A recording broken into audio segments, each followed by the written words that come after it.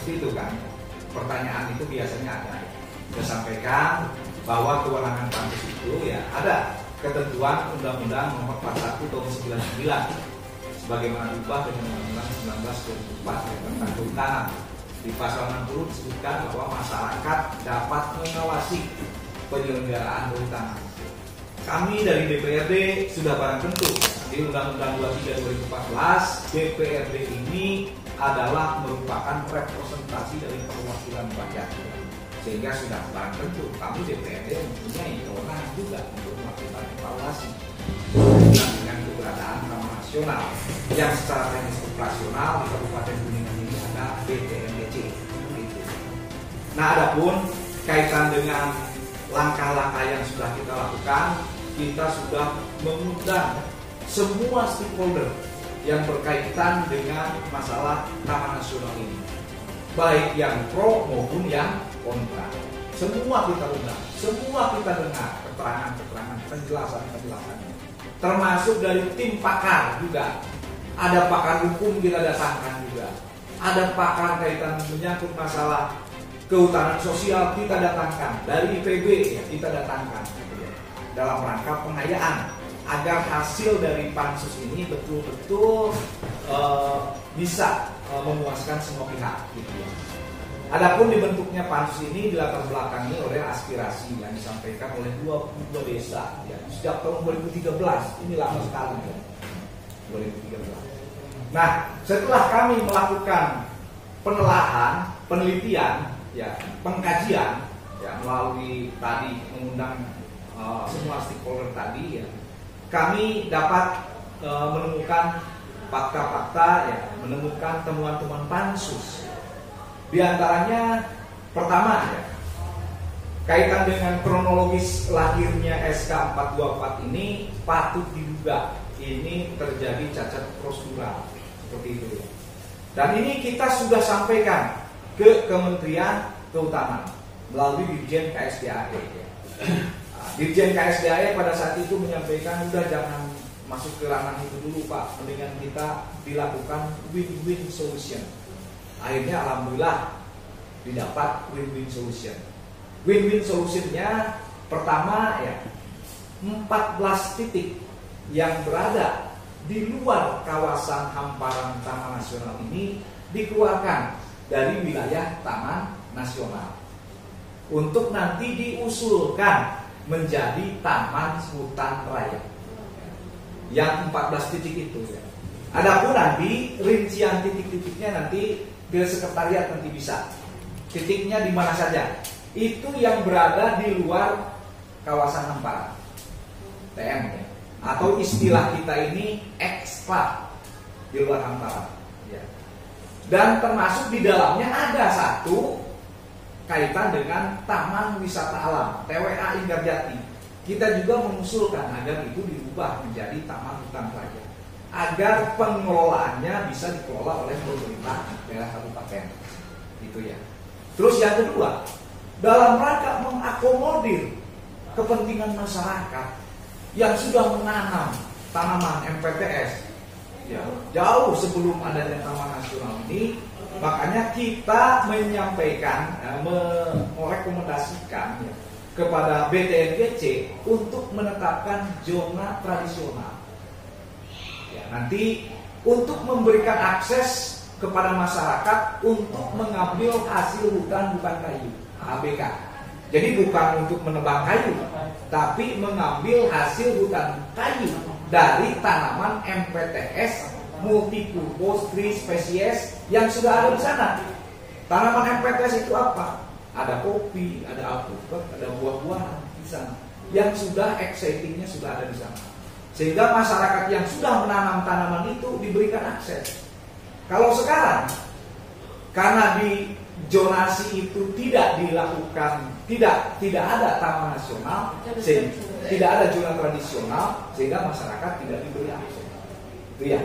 Ini sebagai bentuk komitmen dari dilaksanakannya S-Dirjen S56 tahun 2005, tanggal 26 Januari 2005, bahwa dalam hal pengelolaan Taman Nasional itu akan dilaksanakan secara kolaborasi ya, kolaboratif berpedoman kepada ketentuan Permenhub pada saat itu, Permenhub P19 tahun 2004 gitu. Jadi sekarang itu kita tagih kembali kepada kementerian, dan alhamdulillah dari kementerian merespon sehingga memerintahkan kepada BPNDC untuk dilakukan penataan zonasi. Nah, seperti itu ya. Terus terhadap wilayah-wilayah enklave, wilayah-wilayah yang berada dalam hamparan kawasan Taman Nasional, didorong untuk dilakukan pengelolaan secara kolaboratif yang melibatkan masyarakat, desa, serta pemerintah daerah, gitu ya. Sehingga kalau sekarang misalkan di Taman Nasional itu ada yang disebut dengan Forum Ciremai, tetapi di dalamnya itu tidak ada unsur dari desa dan pemerintah daerah, ya. Sehingga nanti didorong nanti bisa masuk juga. Jadi pengelolaan Taman Nasional kolaborasi, artinya ada ranah kewenangan pusat, tapi juga tidak menisbikan peran dari pemerintah daerah. Seperti itu. Nah itu ya. Terus kita juga merekomendasikan kepada Pak Bupati ya untuk membentuk tim berkaitan dengan tindak lanjut dari keputusan DPRD ini. Keputusan DPRD ini tentang rekomendasi ya. Nanti disampaikan di dalam satu butir rekomendasinya menyampaikan meminta kepada Pak Bupati untuk segera membentuk tim tindak lanjut ya. Karena pada saat ini kita melakukan paripurna, berarti sifat pansus itu kan ad hoc. Berarti kita selesai di sini. Tindak lanjutnya nanti Bupati nanti membentuk tim ad hoc ya. Nanti ya ini saya sudah menegaskan di dalam rekomendasi ini juga ya. Nah, terus yang selanjutnya tadi ya, masyarakat di sekitar hutan mudah-mudahan dengan adanya akses zona tradisional ini bisa nanti mengatasi berbagai persoalan. Salah satunya berkaitan dengan hama ya. Karena dengan adanya zona tradisional ini dimungkinkan untuk misalkan hama-hama tanaman itu meskipun berada di dalam kawasan Taman Nasional untuk dilakukan perburuan terbatas. Jadi mungkin seperti itu mungkin yang bisa saya sampaikan. Barangkali nanti dari Pak senior saya Pak Haji nanti menambahkan, atau nanti ada pertanyaan dari media ya. Saya persilakan Pak. Assalamualaikum warahmatullahi wabarakatuh. Waalaikumsalam. Pada saya sampaikan, inilah jawaban kita bantu terhadap mungkin banyak kawannya ragu-raguan di kalangan berbagai macam hal yang wajar dinamika terjadi, tapi alhamdulillah sekarang sudah mengerucut dan kita akan selesaikan siang ini paripurna untuk pengambilan keputusan.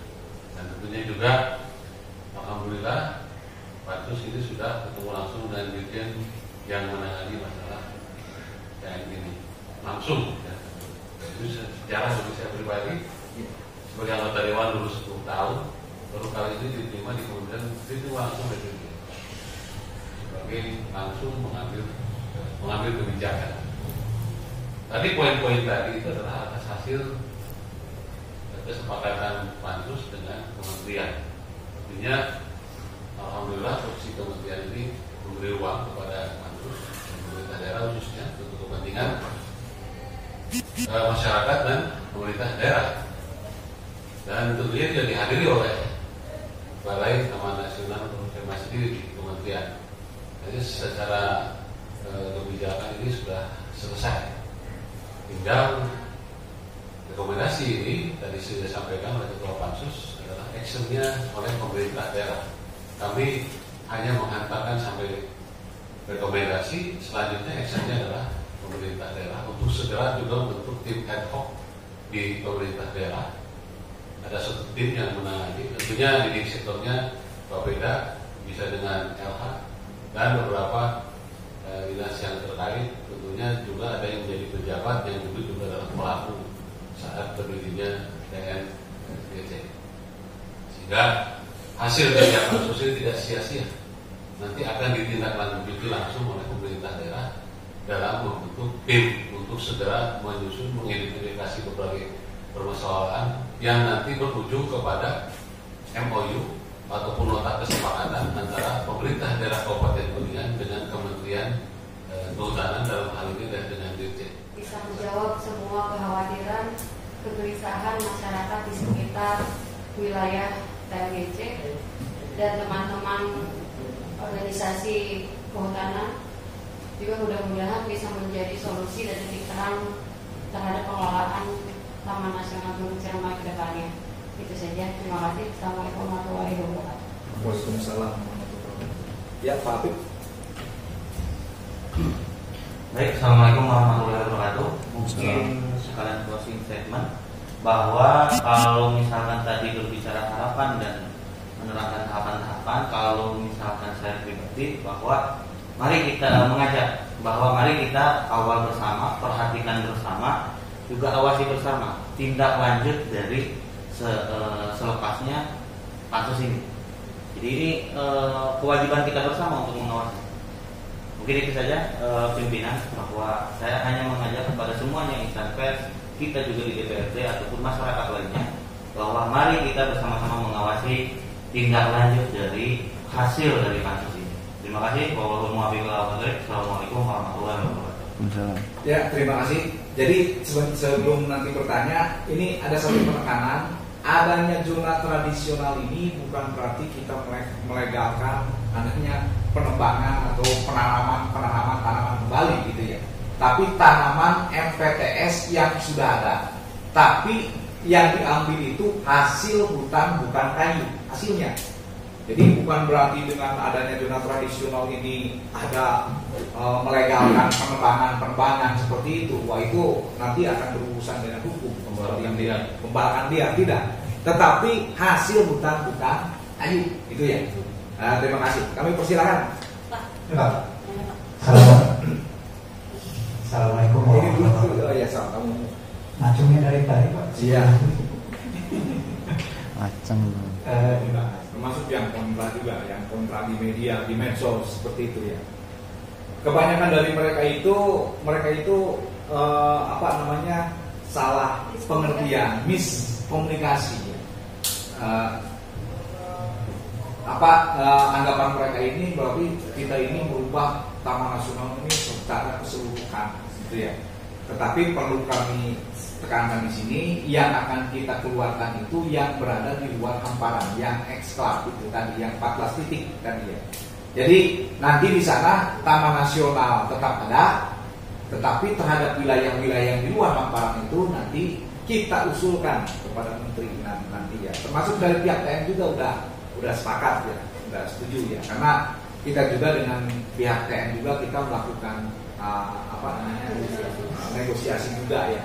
Artinya sudah diajak bicara semua, Pak? Sudah diajak semua, termasuk dari akar ya, dari ini semua sudah kita berikan, sudah kita undang, sudah kita ajak bicara, dan pada akhirnya dengan win-win solution ini mereka. Yang pertama tentang organisasi pecinta alam, pegiat alam, tentu saja kami tidak hanya mengundang akar, kami juga mengundang kanopi, dan banyak lagi yang lainnya. Termasuk kami juga mengundang saat itu berdiskusi dengan Fakultas Kehutanan Uniku, termasuk dengan dekannya dan dosen-dosennya, karena mereka juga ternyata merupakan pelaku sejarah berdirinya TN saat itu.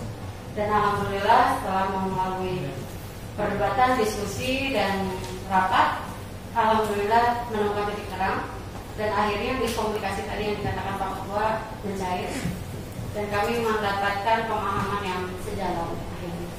Dan pertanyaan kedua tadi tentang zona tradisional atau baladahan itu, yang menentukan titiknya itu seharusnya memang pihak TN, Balai Taman Nasional.